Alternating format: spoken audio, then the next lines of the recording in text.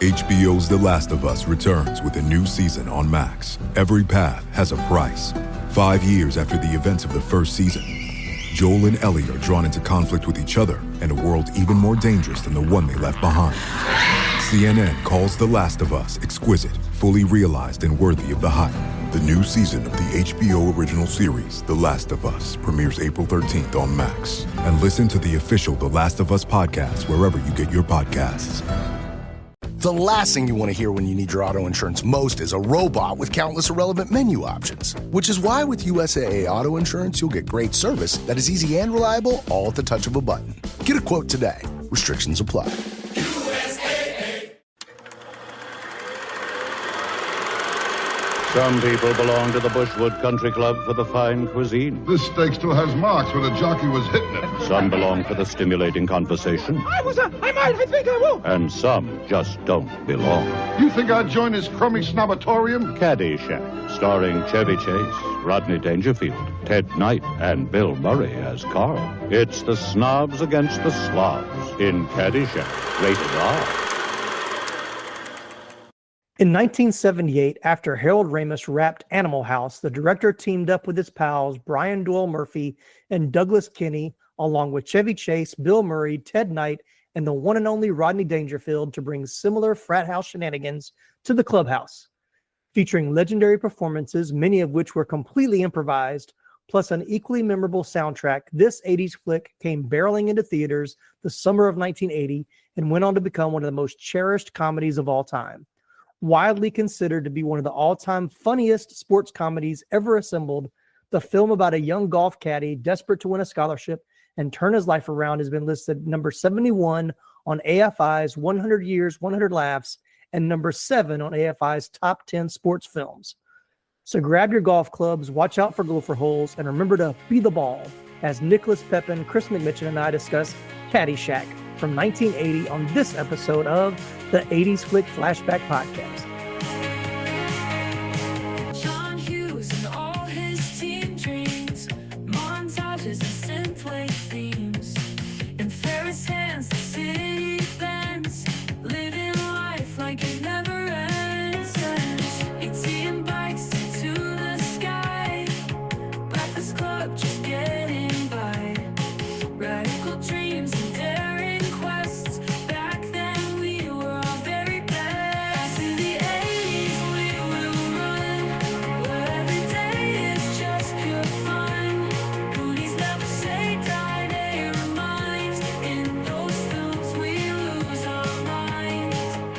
Welcome in, everybody. I'm Tim Williams, the creator and host of the 80s Flick Flashback Podcast. We're excited to have you with us. Please be sure to leave a 5-star review on Apple Podcasts. You can follow or subscribe us so you don't miss an episode. We want to hear from you, so connect with us on Facebook, Instagram, TikTok, and YouTube. And if you're feeling generous, please support the podcast at buymeacoffee.com. Every little bit helps and keeps the show going. You can also visit our website, 80sflickflashback.com, and our TeePublic store for some awesome 80s Flick Flashback merch and original designs. All right, now we got all that stuff out of the way. Let's get into the episode, folks. We got a real treat for you as we dive into the classic sports comedy Caddyshack. And joining me this week to tee off on this conversation are two fantastic returning guest co-hosts. First up, a man who can only be described as the gopher of the show, always out of sight, but bringing the fun and chaos. Welcome back to the show, Nicolas Pepin from Pop Culture Roulette Podcast. How you doing, Nicolas? Gunga Galunga. And back again, making a steady run here these days on the podcast. But the man who would probably give Judge Smales a run for his money with his drive for perfection, it's Chris McMichen. How you doing, Chris? I'm in the zone, Tim. No. Very good, very good. Glad to be back. Yes, glad to have both of you here. So this is another one of those movies that I've been meaning to do for several years. It's one that I get asked about a lot when we're going to do Caddyshack. And so we've made it here, and glad to have Nicolas and Chris here to talk about it. So let's jump right in. I'll start with Chris. When did you see Caddyshack for the very first time? So this was a little bit different for me. Almost every time we've met, I've seen the movie in the theater first. And this one was not that way for me. I saw this later on in more of like a Sunday night kind of, film of the week kind of thing. And Right. it was definitely a TV performance movie that I saw first. Right. And of course, I've seen reruns since all over the place, but that was my first experience, and strangely not in the theater this time. Yeah. What about you, Nicholas? Well, since I was 2 when the movie came out, I definitely didn't see it in the theaters. I'm pretty sure I saw it like on a Saturday afternoon, like on some local station. So I definitely saw the TV edit first as well. Mm-hmm. Yeah. But yeah, it was one of those movies like I saw it and I was like, this, I don't care about golf at all, but I love this movie. Like, Right. Yeah, the same. I'm with you guys too. Like, I was too young to see it in the theaters when it came out. Probably too young to see it on video when it was out on video, but I saw a TV version as well. But I didn't get exposed to this until much later. Like, I was probably like late junior high, early high school. Like, when you said one of those like Saturday afternoon on TBS, probably, or USA, or one of those where they would play it constantly, but heavily edited as well. So it was still funny, even with the edits. It still had its funny moments, but yeah, definitely a different watch in the theatrical version. yes. But I do have memories of, and Chris knows who this is, but Gabe Walker. I may change his name. No, but Gabe's dad.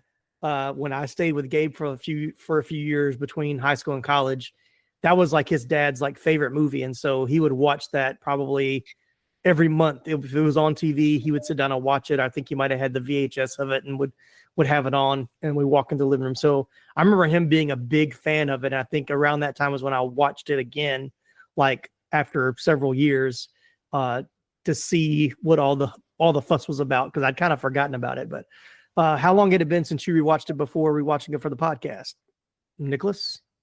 It's not a movie that I watch as often as I probably should. I went to go, a couple weeks ago. I was like, oh, I need to watch that because we got that episode coming up, and I couldn't find it streaming anywhere. So I was like, well, I guess I got to go down to the basement and get it, get my DVD copy, because I bought it a long time ago. So it's one of those that, like, every few years I probably pull it out and watch it, or like if I am in the right mood when I come across it streaming, or one of those free channels like Pluto or something. But it's been a while since I've sat down and watched the thing from beginning to end. What about you, Chris? Yeah, very, very similar. By today's standards, a lot of the dress and the stuff like that is very dated, so they don't show it, very often. Now you can't find it. And I was in the same boat trying to find it to stream to, watch for this episode, and it was rental only. I couldn't believe it. I was like, what? Okay. So, but it has been a good long time. It's been several years, I know, since I've seen it the last time. Yeah. I know I've watched it within the last 5 years because, of course, with the podcast, I remember people talking about, when are you going to do Caddyshack? Got to do Caddyshack. And so I think it might have been on one of the streamers at that point, and I was able to watch it. And then I purchased a copy since then, just a digital copy to have, knowing I was going to do it for the podcast. So I think I watched it, like Tyra came in, I was watching it last night, and she was like, do you watch that every year? And I'm like, no, I really don't. I said, it's not one that I watch that often. She's like, didn't you watch it last year? I said, well, I probably did, because I think I was going to record it last year, and then something happened and we didn't do it. So I've probably seen it a couple of times thinking I was going to do it for the podcast, and it got bumped for something else. So it is dated. It has some very dated and cringy moments for sure. But there's still some really fun parts, and we'll get into that as well. So let's jump into story origin and pre-production. I'm trying to keep these a little shorter than we used to do, so we'll see how this goes. The film was actually inspired by writer and co-star Brian Doyle-Murray's memories of working as a caddy at Indian Hill Club in Winnetka, Illinois. Did I say that right, Nicholas? Yeah, it sounds pretty close. Okay. His brothers, Bill and John Murray, and director Harold Ramis had also worked as caddies when they were teenagers. Many of the characters in the film were based on characters they had encountered through their various experiences at the club, including a young woman upon whom the character of Maggie is based, and the Haverkamps, a doddering old couple, John and Ilma, longtime members of the club who can barely hit the ball out of their shadows. The scene in which Al hits Judge Smails in his nether regions was struck golf ball happened to Ramis on what he said was the second of his 2 rounds of golf on a 9-hole public golf course. So a lot of things came directly out of their memories. And so what was filmed and what was scripted and what was filmed, we come to find out were very different. So the script was mainly about Danny and the caddies running wild at the country club, but believing that the scenes with Tony and Maggie would form the main core of the story. But after seeing the dailies after a few days of shooting, Ramis realized that the scenes featuring the golfers were too essential to let go. This forced Ramis and his co-screenwriters to reconfigure their narrative focus of the coming-of-age story about Danny into a broader comedic view of the country club itself, based around the hilarious vignettes involving Murray, Dangerfield, and Chase. Ramis would now conduct Caddyshack as if it were a Marx Brothers film. According to Ramis, he thought of Dangerfield as Groucho, Murray as Harpo, and Chase as Chico. This was much to the chagrin of Scott Columbia and some of the other cast members whose roles were reduced as a result. It is interesting to think that it kind of became 2 different movies at the end, because the teenagers seem to be the focus at the beginning, and then they kind of get put on the back burner for, much of or they're kind of sparsely put in the middle and then kind of come back to the forefront at the end. But you can see how the hijinks of Dangerfield, Ted Knight, and Chevy Chase and Bill Murray became what everybody wanted to see. So yeah, absolutely. I mean, I was reading something, and I'm sure I'm jumping the gun a little bit here. Sorry. But apparently there was like a 4-hour cut at one point. Yes, there was. I'm like, as much as I'd want to see that, like, I don't like. Part of me wants to see it just because, like, I can't imagine like all of the comedic genius that got cut from the guys that you've talked about. But at the same time, like cutting it down to the hour and a half, like that's a nice tight hour and a half, and like there's not a lot of wasted scene. There's not a lot of just filler. Where like I imagine a 4-hour cut would be a real test of patience. Yeah, I think I read that the Bill Murray, the scene about where he's hitting the flowers, like that whole ad-lib scene was like 30 minutes total. Like that by itself was a 30-minute scene, and the final cut. It's like, yeah, you can't, even though it sure would be hilarious to watch Bill Murray completely ad-lib for 30 minutes, but at the same time, it's like, I couldn't sit through 4 hours of that. But it'd be one of those things you watch once and then you never watch again. Yeah, exactly. It's like, where this version, you every couple of years you pull it out and watch it. Right. I mean, Zack Snyder's Justice League is a much superior movie, but I've yet to watch it again just because I don't want to I don't want to have to sit through it all. So, but different decade. Be remiss not to mention that the production also became infamous for the amount of drug usage which occurred on set. Supporting actor Peter Burkott described cocaine as "quote unquote" the fuel that kept the film running, which is not great. As it was his first directing job and he wanted to make sure the production was successful, Harold Ramis avoided attending the cast and crew's late night parties to focus on the next day's shoot. However, when filming Wrapped, Ramis went to the wrap party and partied so heavily and early into the party, he had to be carried back to his hotel room. It was the late 70s, early 80s. Yeah, yeah. Yeah, and there are parts of the movie where I can feel like, yeah, I can see how drugs were involved in the making of this movie. Like there's certain scenes where like it's just there, and you're like, who thought this was gonna be like? It doesn't really fit the rest of the movie, but like if you were probably under the influence of other substances, probably was pretty funny. Yeah. The nodding of the heads. Thank you. Because they can't see that on the podcast. Thanks for nodding. Let me know I'm not crazy here. The scene in particular I think about is the in the pool scene where they're doing like the synchronized swimming part. I'm like, it's funny. I have that on my list. So yeah, it's funny, but it's like it doesn't really make sense in the full picture of the movie. But anyway, moving on. The 80s Flick Flashback Podcast will return after these messages.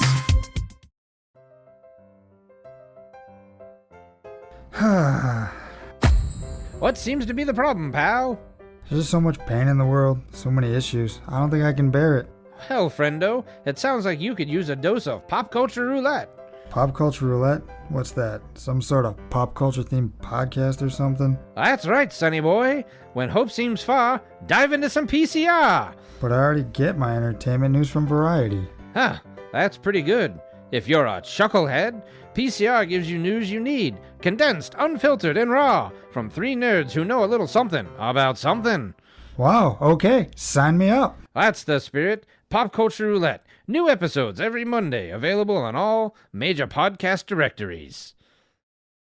Are you a fan of movies and TV shows inspired by comics? Ready for a podcast that dives deep into the thrilling world of adaptations? Well, look no further. Welcome to Moving Panels, the podcast where we discuss movies and TV shows based on, inspired by, and adapted from the world of comic books. This is your go-to podcast for all things comics on screen. I'm your host, Laramie Wells, and every Monday we explore the dynamic universe where ink meets action.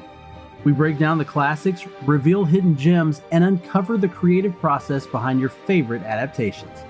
Subscribe to Moving Panels now on your favorite podcast platform and join us on this epic journey through the pages of comics and onto the big screen. Remember, new episodes drop every Monday. Don't miss out. Moving Panels, where every panel has a story and every adaptation is a blockbuster. Subscribe today, and I'll see you on the other side of the page. This episode is brought to you by Indeed. When your computer breaks, you don't wait for it to magically start working again. You fix the problem. So why wait to hire the people your company desperately needs? Use Indeed's sponsored jobs to hire top talent fast. And even better, you only pay for results. There's no need to wait. Speed up your hiring with a $75 sponsored job credit at Indeed.com/podcast. Terms and conditions apply. This episode is brought to you by Walmart. New beauty is in bloom at Walmart, and it's all about springtime radiance. From Drybar, Tula Skincare, and hundreds more available online, Walmart has the premium brands you want and this season's on-trend products for flawless, glossy hair and hydrated skin. Big name beauty brands? Check. The things you love? Check. Find trending spring beauty and all you need to look and feel gorgeous at Walmart, on app and online.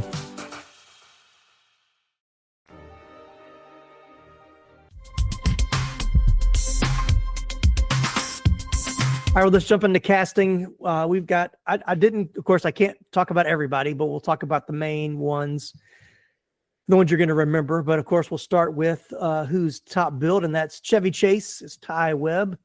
Of course, we've talked about Chevy Chase on previous episodes, all three of the vacation films, Fletch, Three Amigos. So I'm not going to go into his filmography, but you can go back and listen to those episodes. But he was well known in the 80s. This is one of his most well known movies. So, did you like Chevy Chase in this?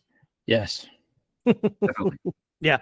Yeah. I mean, he's it's like this one in Fletch is him and his most Cheviness, like just the one-liners and the deadpan delivery is just so on point in this. So I don't want to jump ahead, but it's like that, a lot of the characters, as you sit there and watch the movie, they play versions of themselves that you can see in it. Like Dangerfield's playing Dangerfield, even though he's somebody else. Right. And that's what he is and what he does. And, you kind of think of Ted Knight as the angry, over the top old dude, and he's that in this too. So there's a lot of those kind of elements in it. Yeah, for sure.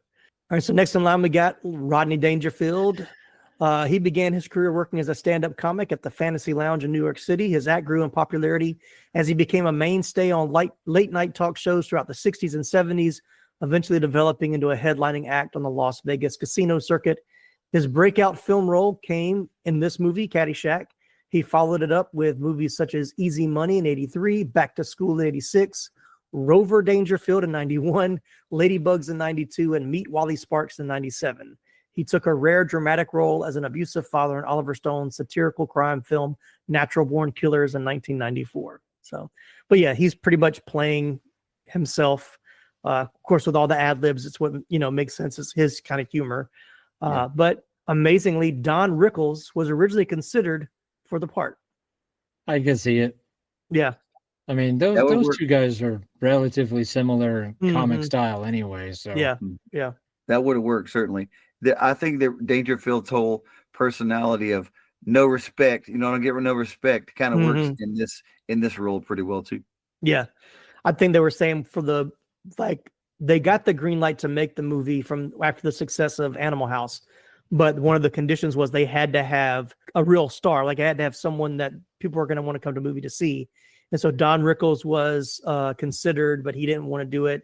But really, Chevy Chase became the one that they wrote the part for him, but didn't know if he would do it because they already had Bill Murray slotted for the cameo. And because there was friction between them because of what happened on Saturday Night Live, which that's its own separate story we won't get too much into here, but they didn't think he would actually take it. And he ended up taking the role if they promised he would not have to do any scenes with Murray, because originally Murray's role was supposed to be just a cameo and he really wasn't supposed to speak very much. But then once he got there and got into character, everybody loved it. And so they kept having him stay for more days.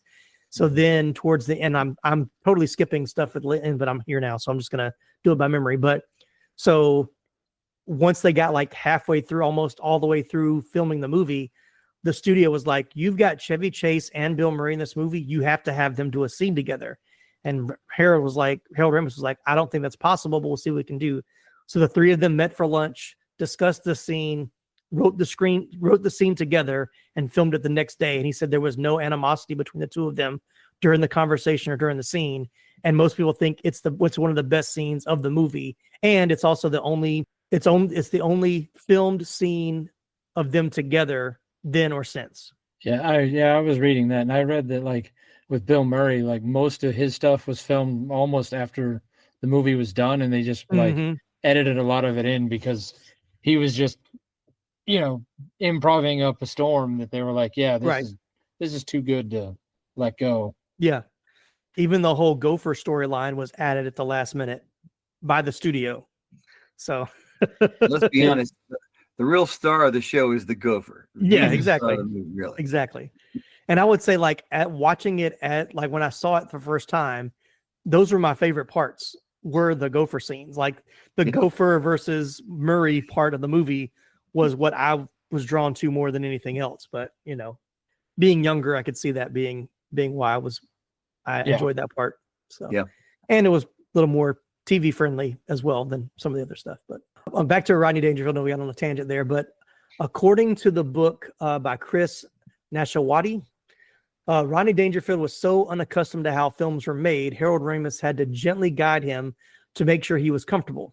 The first scene Dangerfield was in, the pro shop scene, was ready to go, and Ramis called action. Nothing happened. Dangerfield just stood there. Ramis asked him if there was a problem. He said, was he ready? He said, sure. So Ramis called action again. Again, nothing. Ramis walked over to him and said, Rodney, when I call action, that's your cue to come in and do the scene. He said, you mean do my bit? He said, yes, do your bit. Ramis called action for a third time. Silence. Then he said, okay, Rodney, now do your bit. Dangerfield pounced in the room and delivered a perfect take, even improvising the line about getting a free bowl of soup. From then on, whenever Dangerfield was in a scene, Ramis never said action. He just said, okay, Rodney, do your bit. Whatever it takes. Yeah. And then the other story was actor Scott Columbie, who played the slick caddy antagonist Tony, saw that Dangerfield seemed like he was having trouble with the scenes. And he asked him why he was having trouble. And Rodney said he was bombing because nobody was laughing at his jokes. Columbie had to tell him, well, if they did laugh, then we'd ruin the take. So you have to, you can't expect the cast to laugh at your jokes. So I don't know how much that's like 100% true, if that's just him being, I would say, method in who Rodney Dangerfield character is, or if that's just what he did. So, but still funny nonetheless. Any favorite Dangerfield scenes or movies? No, I've never really understood Dangerfield as obviously I've grown. I mean, he was part of my existence for a long time, like Caddyshack and those other movies that you talked about. But like I've never been like, oh man, Rodney Dangerfield, I need to go see him, back, when if he still toured, or like, the one time I went to Vegas, like, I wasn't like, oh, stupid Dangerfield, but like, he wasn't my favorite parts of the movie. He's definitely over the top, like almost too over the top in some scenes, but yeah, I mean, I knew him from, by that point I'd seen Back to School. That's probably the one movie of his that I'd seen and kind of knew about him. I think even like some of the stand-up stuff, I wasn't really allowed to watch of his because it was pretty pretty adult, but some of the stuff like the TV friendly bits that I'd seen, I thought he was really funny, but that's kind of all I really knew about him. I liked Back to School as well. I thought the concept of it was interesting, and he was an interesting guy. They chose to play it. You could have gone any way with an adult, but to get this over the top comedian, to play the part was pretty good. In this film, I like the part where he's captaining the ship, where he just jumps up there and starts driving the boat all over the place. Right. That scene's hilarious, and I think he plays it really well. Just talking about not understanding what he's doing and making up excuses for why he's rolling the people in the water and putting his anchor through the guy's boat and all those kinds of things. Pretty good. You scratched my anchor. That was one of the good lines. All right, moving right along, we got Ted Knight as Judge Smales. I don't know which way we're supposed to say it. Actor Ted Knight paid his dues with nearly 2 decades of relatively obscure, dramatic, often villainous television work before finding enduring fame in a scene-stealing supportive turn in the classic 1970s sitcom, hilariously overplaying a silver-haired, self-important imbecile. His well-modulated voice was his moneymaker during the lean years, whether as an announcer, narrator, or cartoon voice character. However, he ended that anonymity when he copped the role of inept, pearly-toothed anchorman Ted Baxter on the Mary Tyler Moore Show in the 70s. He eventually starred opposite Nancy DeSalt in his own television series, Too Close for Comfort, in 1980, which had a healthy run despite the fact that Knight, as the lead, was more subdued than on the Mary Tyler Moore Classic. It was renamed The Ted Knight Show after it became a syndicated series, and the series finally ended in 1986, only due to Knight's second bout with colon cancer, which he was unable to overcome. But yeah, I was a big fan of Too Close for Comfort. I think it used to come on TBS. I'm pretty sure it was TBS it would come on, and it would come on in the afternoon because I'd come home from school, and usually it was coming on or it was about to come on when I came home, and they'd play like 2 or 3 episodes back to back, and I became like a huge fan of that show. So I don't really know as much about Mary Tyler Moore Show because I didn't see those reruns as much, but that's what I really knew Ted Knight from. What about you guys? I leave the TV on for the bird during the day because birds get real sensitive and they need to have constant noise or voices. And it seems that show is on the channel that I've chosen because it's just like the old sitcom. That show's on a lot, so I'm sure my bird is a huge fan. Love it. But yeah, no, I have been reading that Ted Knight, because he was such a more like a clean-cut comedian and more family-friendly, that he kind of struggled with Dangerfield and some of the other stuff. They were all worried about the Bill Murray Chevy Chase thing because of what had happened, and those two guys were like, no, we're professionals. We were hired to do a job. We can do a job. Like, we can get along for a couple minutes. But I guess the real problem was Ted Knight not really getting along with Dangerfield and some of the rowdiness that was going on.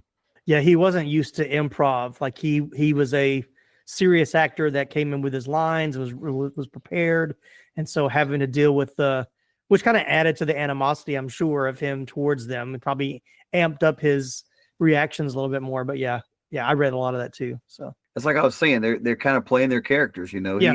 He has that straight lace kind of personal life in reality, and he's playing that out. Although it's of course obviously exaggerated and super pompous in this movie, but his vocal variety though is really unmatched. I mean, he does so many things with his voice that are just incredible.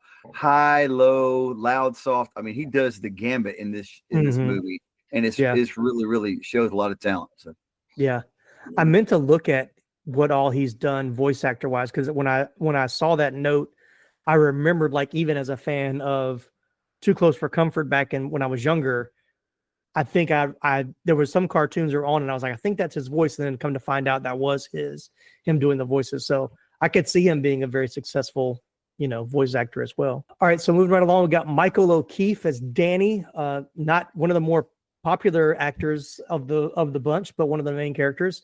His only other notable roles included Ben Meacham in The Great Santini, for which he received a nomination for the Academy Award for Best Supporting Actor. He was also in the Neil Simon movie The Slugger's Wife. He also appeared as Fred on the television sitcom Roseanne from 1993 to 95. Michael O'Keefe stayed away from golf for 25 years after the film. He said he wasn't into the pressure of having everyone come out of the pro shop to watch him swing a golf club.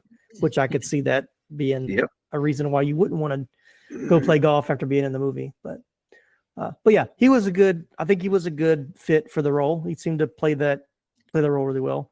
Shocking that they almost had Mickey Rourke cast as Danny.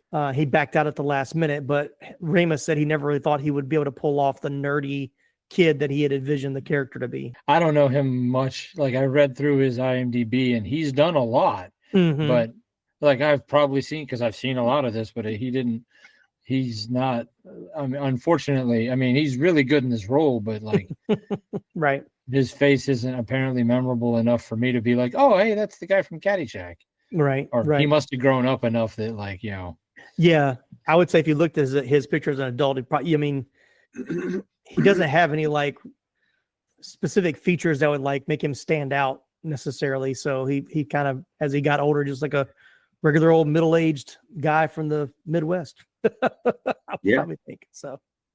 That happens a lot, I think, you know, with child actors or teenage actors. They have a good run of a couple things and then you don't hear from them again. And that's kind of the way their arc rolls. So yeah, I watched a documentary, getting off the subject as we do on the podcast. I was watching a documentary about child stars, kid stars, and Will Wheaton was one of the people they interviewed. And he talked about when he was in his 20s, he would go to these auditions and he said he wouldn't get in the room.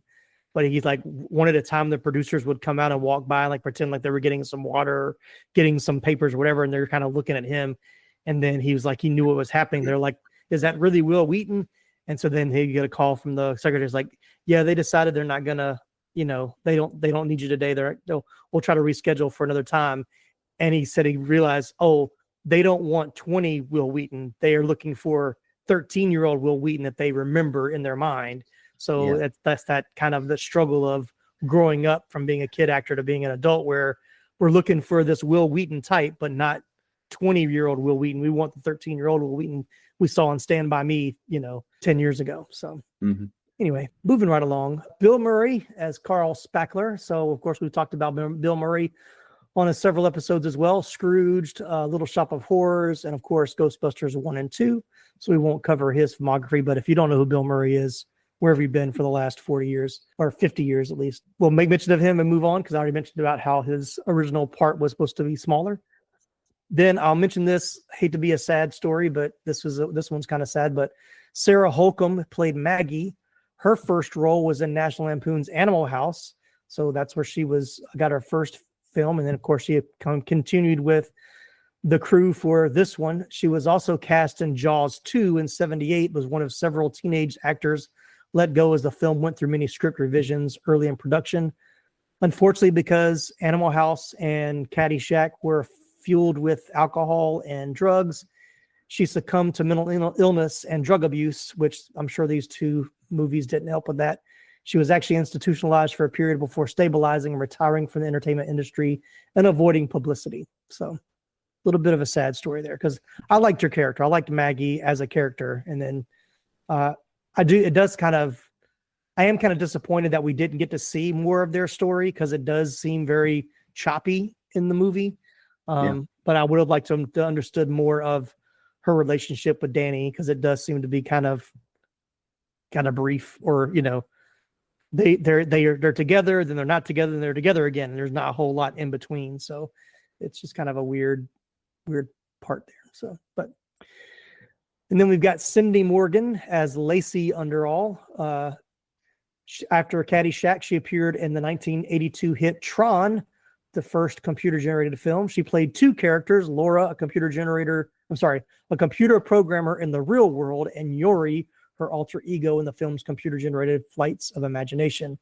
She had multiple television and film credits, including portraying two roles on the primetime soap opera Falcon Crest. She also played two characters in 2 episodes of Matlock. Her other credits include guest and minor appearances on The Love Boat, The Fall Guy, Hunter, Amazing Stories, and Chips. And believe it or not, she was actually a Chicago DJ before she went into modeling and eventually acting. So another person using her voice as a profession. Any thoughts on those characters so far? I feel like I'm doing a lot of talking here, guys. I mean, Cindy Morgan, she was clearly a standout in this movie. Yeah. I'm sure she was the poster on a lot of walls after 1980. I don't know where. I know I had read that about she had done the DJ, and then she was in Tron. She was in a few other things here or there. I feel like she had done some TV work in the 80s as well. But yeah, she did. Yeah. But yeah, I'm sure after Caddyshack came out, they made some posters and she was hanging on some walls for a while. Yeah, it's like when I remember a couple of years ago when I rewatched it and I saw her, I was like, she didn't necessarily seem that familiar, but she was that kind of type of the blonde bombshell of the late 70s, early 80s. And I was like, I kind of thought that she would have been in more things, but I guess there were so many already at the time. She just really didn't do much beyond the few films she did. So, and Chris will abstain from commenting. Yeah, nothing to add. They're good. All right, we're wrapping it up on the cast. We got Brian Doyle-Murray. Brian Doyle-Murray as Lou, leader of the caddies, I guess, the Caddyshack manager. Of course, we talked about him briefly. He's Bill Murray's brother. We talked about him in Scrooged. He was in Ghostbusters 2. He's also been in other Bill Murray movies, including The Razor's Edge, Groundhog Day. He also appeared in Modern Problems, which is one of my favorite Chevy Chase forgotten movies. He was also he played two different characters in the Vacation saga. He was in the first Vacation as the camp clerk and then returned as Clark's uptight boss, Frank Shirley, in Christmas Vacation. So I think we talked about that on one of the Vacation episodes, but he's been in a ton of movies. He's always funny in whatever he does. Of course, he's not as popular as his brother, but I think he is much more of the character actor where he plays such a different character in just about all the movies. Like he's not playing the same character every time. He's probably done more work than Bill. Yeah, he probably has. It's like, I mean, I see like he's on every other sitcom I watch. Like he'll come in for an episode here or there. Yeah. He's one of those that I didn't know his name when I first saw him, but you've seen him in a whole bunch of things, right? Yeah. He's a very, very popular character type actor. And it's funny because one of the names he calls Clark is Carl in Christmas Vacation. Right. And that's it. That's Bill's, name in this film. So I didn't realize that. That's funny. I didn't put that together. So yeah, just to kind of go through his filmography: 16 Candles in 84, Club Paradise in 86, Legal Eagles in 86, Jury Duty in 95, Multiplicity in 96, As Good as It Gets in 97, Dr. Dolittle in 98, Stuart Little in 99, Daddy Day Camp in 2007. I can talk. Daddy Day Camp in 2007 and 17 again in 2009, just to name a few. So always funny. And then I wasn't going to put him on here, but when I read this, I had to put it in here. So actor Henry Wilcoxon plays the unassuming but hilarious role of Bishop Pickering, and it was the last film he made before he passed away in 1984. Historically, he was best known for his collaborations with legendary director Cecil B. DeMille. He played Mark Antony in Cleopatra in 1934, Richard the Lionhearted in The Crusades in 1935, and was in The Greatest Show on Earth, another Best Picture winner, in 1952. In his Caddyshack scene, he is struck by lightning when he missed a putt to end what would have been the best golf game of his life. Ramis knowingly added in a music cue from DeMille's film The Ten Commandments, because in that movie he appeared as well playing Pintar. I just thought that was pretty interesting. But yeah, it seems like such a weird guy to get in this movie, like somebody who was in all of those movies, like all-time classics that you're supposed to watch but nobody's actually watched. I saw 10 Commandments. Yeah, definitely. I have seen that one. I haven't seen the other ones, but it seems like such a strange role to have that guy come in and be like the golfer in this movie, what a career he had. And this is I'm gonna say I love Caddyshack. It's one of my my top golf movies or top sports movies, but it just seems like such a weird way to go out, considering what else you had done before that.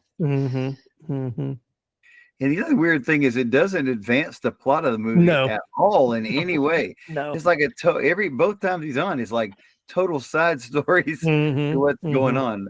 Just almost like to feature him because, hey, we've got this outstanding, actor from the past we need to feature. So, I had to look it up because it had been so long since I'd watched this movie. I was like, wait, is that Charlton Heston? He does kind of look like him a little bit. But I was like, that can't. I looked it up. No. Like, oh, it's this other guy. Oh, okay. Yeah. I mean, yeah, but he looked a little bit like Charlton Heston, enough that I had to look it up. There you go. Especially in the scene after he gets struck by lightning, he's in the bar and he's talking about, my name's Ed or whatever. He's like, I guess he got struck by lightning, forgot who he was. So he's all got stubble or whatever. He's like, you're a bishop. You're a man of God. So yeah, funny. All right. Anybody else from the cast that I skipped over that was worth mentioning? The gopher. The gopher. Yeah, I didn't put much about the gopher. Unfortunately, just because I felt like I had a lot of stuff in there, but it was puppeteer done, and it was done at the very last minute. A great character for the movie. I just said kind of stole the show. One of those last minute additions that becomes what most people remember about the movie. And well, I mean, it was 1980, so it almost had to be practical. No CGI not really existing in 1980. So God forbid they ever remake this movie. I don't want to see a CGI. Just don't even CGI gopher. Speak that nonsense into existence. Oh my goodness. I don't even, let's not even talk. Moving on. All right. So iconic scene. So when somebody says Caddyshack, what's the first scene that you think of? Nicolas, I'll let you go. You're ready. I'll let you go first. Oh man. It's pretty much just about any scene with Chevy Chase or Bill Murray. But the scene that when Bill Murray's got the pitchfork to the kid and he's like, so I was in Tibet, caddying for the Dalai Lama, like that whole like. So I got that going for me, which is nice. Yeah. Right. That was or the swing in the clubs at the flowers that you talked about. That one. I like the pool scene because it's so ridiculous and over the top, and then just like a random synchronized, like you talked about, like a random synchronized swimming, like with a bunch of guys who are clearly not synchronized swimmers. Right. Like breaks out, like and obviously the Baby Ruth is a big standout scene that people think of. Yeah. But yeah, I'm going to talk about that one next, but I'll let you guys go. What do you got, Chris? What's the scene that you think of first? For me, it's a golf movie, so I think about first of all the scene where Chevy Chase is out there as Ty, and he's put all these balls out on the putting green, and he just starts making them in all different manners of making them, right? Underneath, through his legs, he's making one like a shot on a pool table, and I mean he's doing this no thing, talking about being the ball, and he's trying just to be one with the universe like his character is, and it's really very, very fun and kind of lighthearted, and I like that about this, and of course the very end with I really did enjoy the protagonist antagonist stuff between Bill Murray and the gopher, and to have the big huge explosions at the end where the whole time in his scene he's talking about wanting to be the head groundskeeper, wants to work up to head groundskeeper, and of course in his major moment in the film he blows 50-foot holes in the golf course about every 30 yards. So, not very good for your groundskeeping license resume. Yeah, those kind of stuff.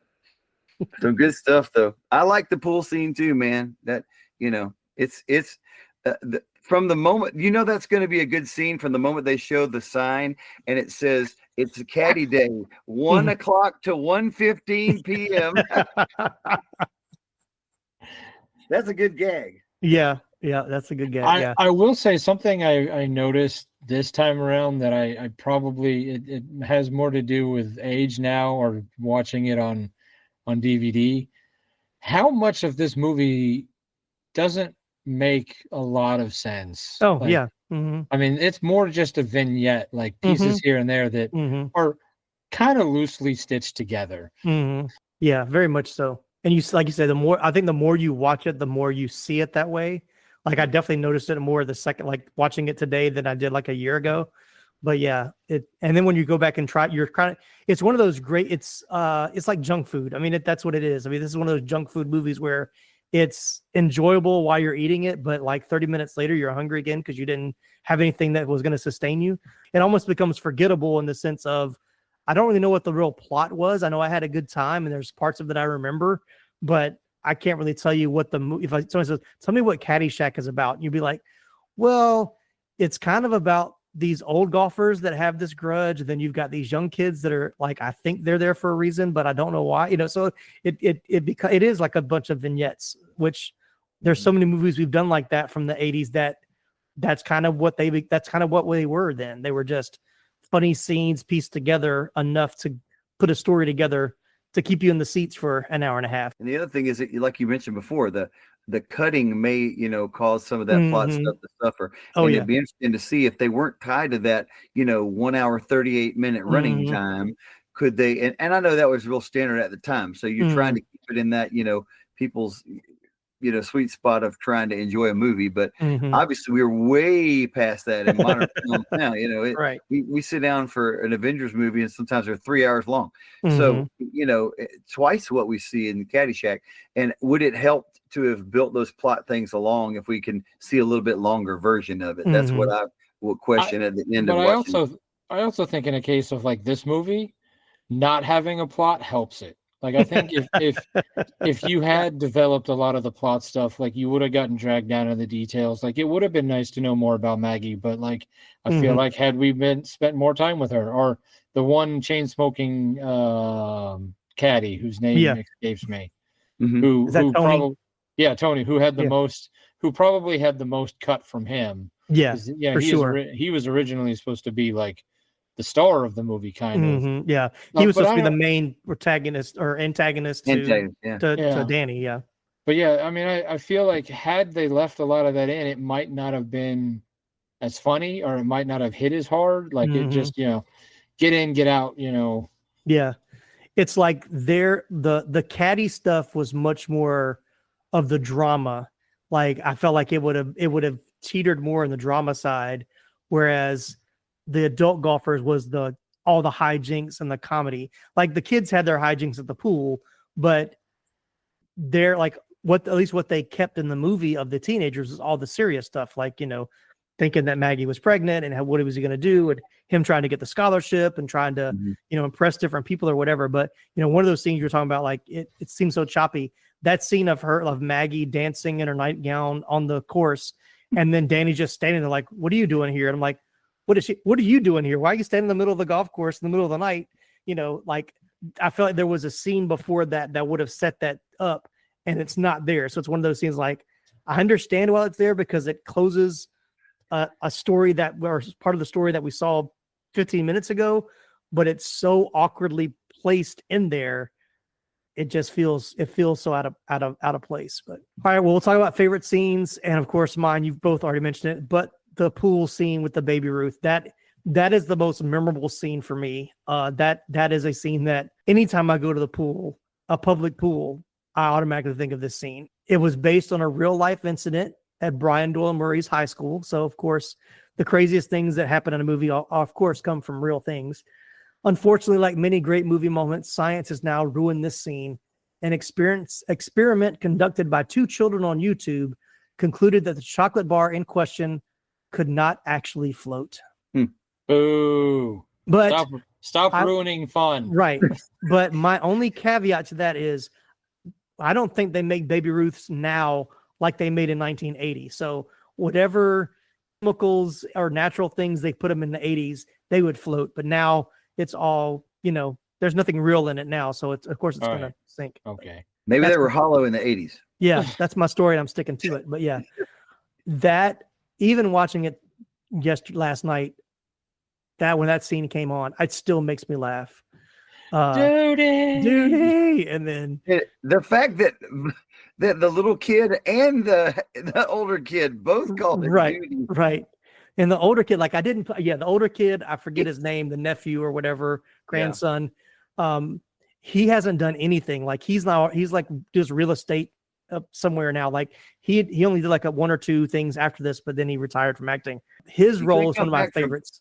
Yeah. You can't come back. It's hard to come back in the industry from picking your nose and eating it. Yeah. They're betting on what he's going to do. That one and him puking in the limo was my other favorite scene. He kept saying farts, double farts, and then Smales would yell at him, language. Yeah. The pool scene. And then, of course, at the end, when they're like, they've scrubbed the whole pool and Bill Murray's like, it's okay. And then he takes a bite and the old lady like passes out. I mean, that's comedy gold, man. I mean, you just can't top that. You cannot top that. Yeah. So a few favorite lines of dialogue. You guys, I didn't really prep you for this, but were there any? There's a lot of great lines, but I know you didn't prep me for it, but I prepped myself for it. Good job, Nicolas. Two in particular. One of them, it's early in the movie. It's the opening Chevy Chase scene, and they're talking about, well, why do you want to go to college? And they're just having the kind of setup for the movie, right? And he goes, I don't want to work at the lumberyard. And Chevy's like, oh, what's wrong with the lumberyard? I own 2 of them. And he goes, I noticed you don't spend a lot of time at them. I don't really know where they are. Yeah. Yeah. One of my favorite, and of course it's become like a huge meme now, but the Judge Smales at the end, well, we're waiting. Like that's emblazoned in my mind. And of course, like all my other great lines are from Ty, but when he's singing, I was born to love you, I was born to lick your face, like that whole song is just so stupid and hilarious at the same time. But another one at the beginning of Ty's, this is the dialogue with him and Smalls I think they're in the shower room or whatever at the country club. And the judge says, Ty, what did you shoot today? He said, oh, Judge, I don't keep score. And how do you measure yourself with the golfers? By height. And I just thought that's, just those great one-liners that he has are so fun. So one of my favorite lines, and the guy's only in the movie at the very beginning, so I don't even know if he was on set for any of the rest of it, but the Irish groundskeeper. Yes. And the golfers. Gonna kill all the golfers. Kill all the golfers. Won't they lock me up for that? Right. Yeah. No, it's not my fault. No one can understand you. Yeah. That was another really good bit. Yeah, I remember that one. That was good. So yeah, I wanted to see more of him too. I don't know where he disappeared to after all that, but and now I think about it, I'm like, is he the same guy? If you've ever seen Summer Rental with John Candy, remember that one? It's where he takes his kids on a vacation to Florida and they end up in the wrong condo, but then they'll go to another condo and like he hurts his leg in a boating incident. Yes, I have seen it, but it's been a long decades. Time. I watch it. I watch that one probably every summer. Haven't covered it on the podcast yet, but there's a guy called the Swede that works with the guy that's teaching him how to sail, and so he has a big role. But maybe it's not the same guy because he's probably not Swedish; he's Scottish. But anyway, they have a similar mustache. Maybe that's why I thought they were the same person. But I don't know. Small tangent. I like the lines where Rodney Dangerfield's going person by person down that table of people, and he gets to that the grandson, and he's like, "Ooh, that's why tigers eat their young," right there. Yeah. There's one that he says, I didn't put it in there, but it was like, this your wife? Ooh, I bet you were amazing before electricity, or you were beautiful before electricity, or something like that. Oh gosh, that was funny. He had some good lines. Yeah. Do you know how much of this movie was ad-libbed? I feel like a lot of it was I think I think what I read was all of Bill Murray's stuff was ad-libbed except for the scene with him and Chevy Chase, because they scripted a lot of that out for that scene. But some of the Dangerfield stuff had to have been. Yeah, Dangerfield was like all improvised, I'm sure. Yeah, okay. Yes, here it is. Bill Murray improvised the Cinderella story sequence from 2 lines of stage direction. Director Harold Ramis simply asked Murray to imagine himself announcing his own fantasy sports moment. Murray simply asked for 4 rows of chrysanthemums and did the scene. So that was all ad-libbed. Genius. Cinderella story. Yeah. And why is he fantasizing about the old ladies playing golf? Like, why is he always watching the old ladies? Yeah, I mean, Bill Murray's character was very strange throughout the whole movie. Yeah. Like I said, there's a lot of cringe in this one. This one didn't age very well in certain spots. Right. The 80s Flick Flashback Podcast will return after these messages. Hey there, fellow 80s movie aficionados. Are you ready to embark on a nostalgia-filled journey to the greatest era of cinema? Then look no further than the Retro Life for You 80s Movie Podcast. Join us every week as we rewind the VHS tapes, dust off those Betamax classics, and dive headfirst into the neon-soaked, totally tubular world of the 1980s movies. From the Brat Pack to action heroes, we've got it all covered. Breakfast Club, Ghostbusters, E.T. and Indiana Jones, and more. It's like a trip in Doc Brown's time machine, but without the DeLorean.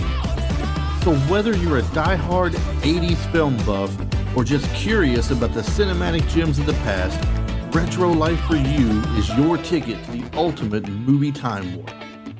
Follow us on Instagram and Facebook at Retro Life for You, and we can be found anywhere you listen to your podcast, as well as on our website, www.retrolife4u.com. Springfest deals are still in full swing at Lowe's. Right now, get 5 bags of Stay Green Premium Color 2 cubic foot mulch for only $10. And get up to 40% off select major appliances. Plus, save up to $300 when you buy 2 or more select GE kitchen appliances of $396 or more. Lowe's, we help, you save. Valid through 4/16, excludes Alaska and Hawaii. Selection varies by location while supplies last. See Lowe's.com for more details and qualifying items. Wow, this house is cute. But can I really get in the game in this economy? I do have savings, and I am responsible-ish. I should bury it. I'm being wild. But what if I'm not being wild, though? Could I actually score a... Kick off your home buying journey with Zillow's new BuyAbility tool. It makes it easy to find out what you can afford, so you can get off the bench and onto the playing field with confidence. Check your BuyAbility, only on Zillow.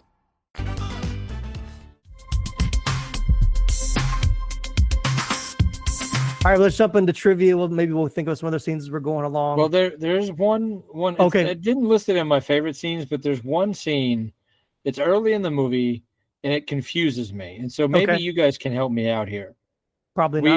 We are introduced to Danny for the first time. Mm-hmm. What is going on in that house? Because it's never talked about again. It's not explained at the time. Like he just he leaves the house and then never there's just you never see the mom or dad again or the sister. Any of them. I think you see the dad one time at the golfer tournament. But pretty much the caddy tournament. But there's 100 kids that live in that house, mm-hmm. and they're all the mom's waking them all up and what is happening there? I think that the only thing I could think of, because I was with you kind of lost, and they never went back there to that location again. And again, that could have been some stuff that was left on the cutting room floor, potentially. But I think they were trying to set up the fact that there were so many kids in that family that there was no way that he was going to be able to afford college through mm-hmm. the family, right? Yeah. And that set up the idea that he had to have a scholarship of some kind to be able to get to college if he was going to make it that far. Mm-hmm. Yeah, and it's also part of the autobiographical part because the Murray family is big. There's seven of them, I think. And so he wrote the story of the character of Danny is kind of based on Brian Doyle-Murphy's, childhood with having that many siblings in the house. But it was actually him trying to get the scholarship was based on one of his other brothers that was actually good at playing golf. So it was kind of so that was somewhat, autobiographical. Let me show a kid with a big family, which is what he grew up with. But I'm sure there are more scenes that were cut, but I agree with you. I think Chris nailed it in saying that's a way of saying there's no way he's going to get into college unless he gets some kind of scholarship because they can't pay for him and all those kids. And I love the scene is this one of ours? That's your nephew or whatever. Right. The little kid sit at the who are you? Yeah. Who is this? Who is this? That's his wife. Who is this? Yeah, who is this? How many kids live here? When did we have this one? All right, we ready for scenes and trivia or trivia scenes? All right, here we go. The reason the scenes of the Gopher's underground world look better than the rest of the film is because they were filmed on a soundstage with better quality film stock and cameras rather than on location like the majority of the film. Also, the noises that the Gopher makes are actually vocalized by a dolphin, and where the dolphin sound effects used are the same ones that were used for the TV show Flipper in the 1960s. Interesting. Harold Ramis was very dissatisfied with this movie being his directorial debut. He said, "All I see are compromises and things we could have done better," he told GQ magazine in the late 2000s. His greatest complaint was that no one in the film other than Michael O'Keefe was able to swing his or her golf clubs properly. Yeah, he made a whole movie about golf and didn't have anybody that could actually play golf very well. I don't care about golf one lick. I would rather just watch a blank TV than watch real golf. But this Caddyshack and Happy Gilmore are two of my all-time favorite like comedy movies. And you can see a direct line from Caddyshack to Happy Gilmore. Oh, for sure. Yeah. A lot of similarities there. In fact, I'm pretty sure there's a few lines that we talked about that are stolen directly. But I mean, it's give me a movie about a comedy movie about golf. Apparently, I'm in, but try to make me watch real golf, and I'm just gonna go to sleep.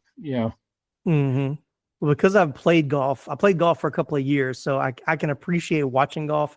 But it's not something I'm seeking out on a Sunday afternoon to find who's playing golf today. Like I'm not searching for it, but if it's on, I can probably watch maybe an hour of it before. If there's not somebody playing that I really know, like back when I was into golf and knew the players a lot better. Another great golf movie you haven't seen is Tin Cup with Kevin Costner.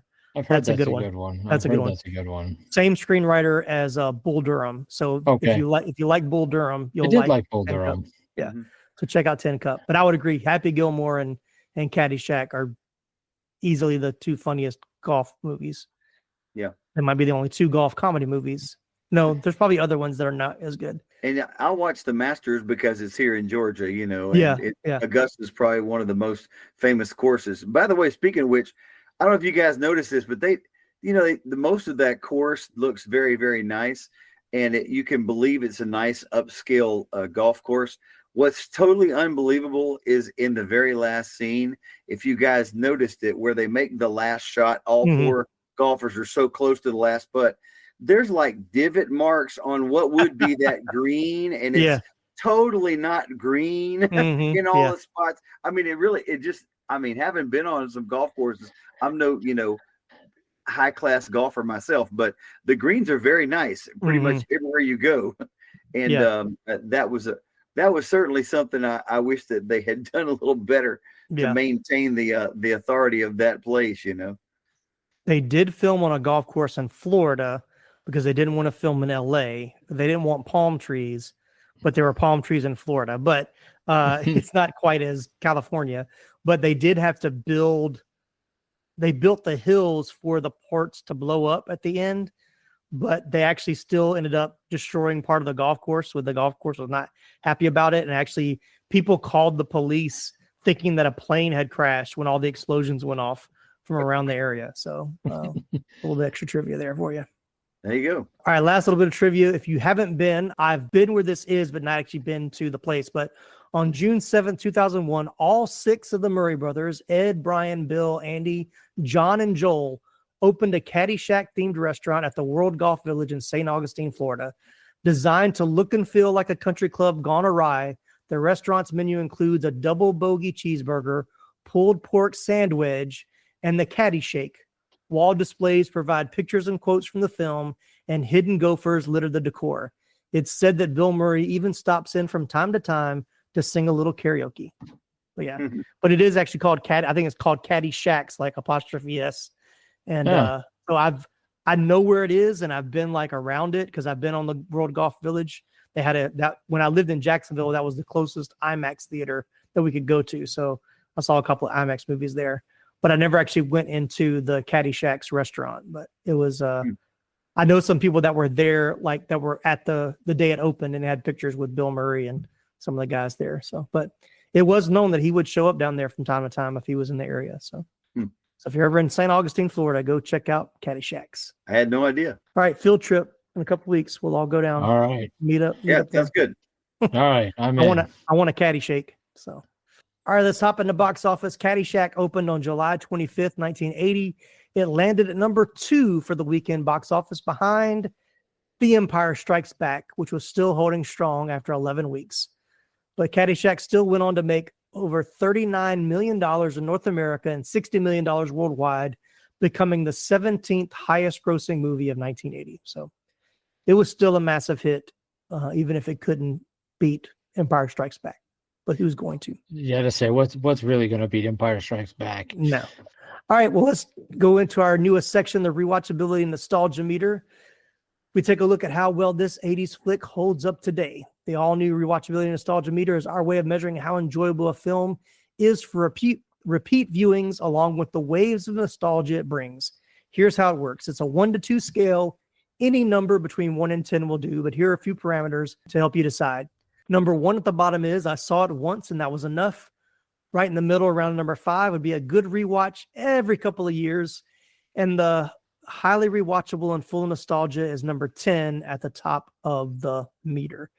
So, Chris, you're well accustomed to the nostalgia, rewatchability and nostalgia meter. Where does Caddyshack land for you? For me, probably in this case, right in the center. I would give it a good 5. It is really comedy gold in a lot of places. And it's a fantastic movie if you really want a couple of, an hour and a half of good laughs. Mm-hmm. I mean, they're there, and a lot of the jokes I had forgotten since the last time I'd seen it. I think it would, if I'd seen it often, I think it would decrease that amount of hilarity for me, if that makes sense. It would become a little more common, I guess, to know what's coming. And, I just, we talked a little bit tonight about the plot, being a little bit disjointed and things like that. And for me, I like plot. I like comedy too, of course, but I like plot. And so for me, I think it's right in the center at a 5. I'll watch it every couple of years and have a good time with it. Part of me wanted to immediately just shoot it right to 10. But since I love it so much. But I've already, since I had admitted it had been a few years since I watched it, I kind of have to knock it down. So I think a good 8. Okay. Because I mean, it is highly rewatchable. It is. Yeah. I mean, I know I know that maybe some younger viewers might cringe a little bit more than people who are getting way too close to 50, or past. Or yeah. But I don't know. I enjoy it. I mean, the only problem is like I have to pull out the DVD to get it. So like it takes a little bit more thought than just popping something on the streamer. So maybe next time it shows up on Max, or wherever it's going to show up, Yeah. But I'm still going to give it a pretty high rewatchability. Yeah. And so I'm gonna stick with an 8. Okay. All right. Both respectable. I'm somewhere in the middle. I'm about a 6.5 for me. And I think it's just because the nostalgia factor takes it down for me, because it wasn't one that I watched a lot as a kid, but it is one that I do remember, but it's not one that I remembered, as strongly as some others, but it is rewatchable. Like I said, I've watched it and, a few times in the last couple of years, and I didn't mind watching it again, last night, getting ready for the podcast. So it was still fun to watch again. I still laughed at some of the scenes and they were still funny, even though I knew what was going to happen. So yeah, I'm 6.5, I think is where it's going to land for me. All right. Anything else you want to add about the movie before we wrap this one all the way up? Part of me, as a percussionist in my other life, part of me died when that nice drum set fell into the water with all those people after he hit the dock. He hit the dock with, Dangerfield hit the dock with his boat, and that huge drum set went into the water. I feel that way in all the new action movies when somebody gets thrown into like a big screen, flat screen TV that's mounted on the wall. I'm like, do you know how much that costs and how much that time that takes to do that? Why would you do that? Anyway, so yeah. No, my notes have been covered, so there's nothing really I want to add. I think I've hit it all. I mean, if you've made it this far and you haven't watched this movie, first off, what are you doing? Secondly, right. Like if you haven't watched it in a while, man, go back and rewatch it. Yeah, I'm sure you can find it. I'm sure you can find it somewhere. Yeah. Like Chris said, you may have to pay a few bucks to rent it, but I think it's worth a few bucks for a rental. So all right. Well, thanks everybody for tuning in to this episode. Thank you, Nicolas. What's going on with Pop Culture Roulette? Anything happening exciting in the month of April with you guys? No, we just have our just a couple regular episodes planned. Nothing really big on the horizon. Just doing our normal pop culture roulette stuff. Cool. Definitely check it out on the podcast platform as well. So always a fun listen there. And Chris, you don't have a podcast to promote, but glad to have you on the show again, becoming one of our regulars these days, which is always good. Always good to have a regular. So glad you're back. Spring break coming up though. That's good. Every teacher's dream, more so than the students. The teachers, they they're more excited for spring break and summer vacation than the kids are, I think. So, in a lot of ways, you're correct. All right, everybody. Thanks for tuning in. Be sure to leave us a 5-star review. Check out the website. Send us a note on social media, and we'll appreciate all of the love that you send our way. Thanks for tuning in. I'm Tim Williams for the 80s Flick Flashback Podcast. Thank you very little. Down the 80s we will run, where every day is just pure fun. Goonies never say die, they remind. In those films we lose our mind.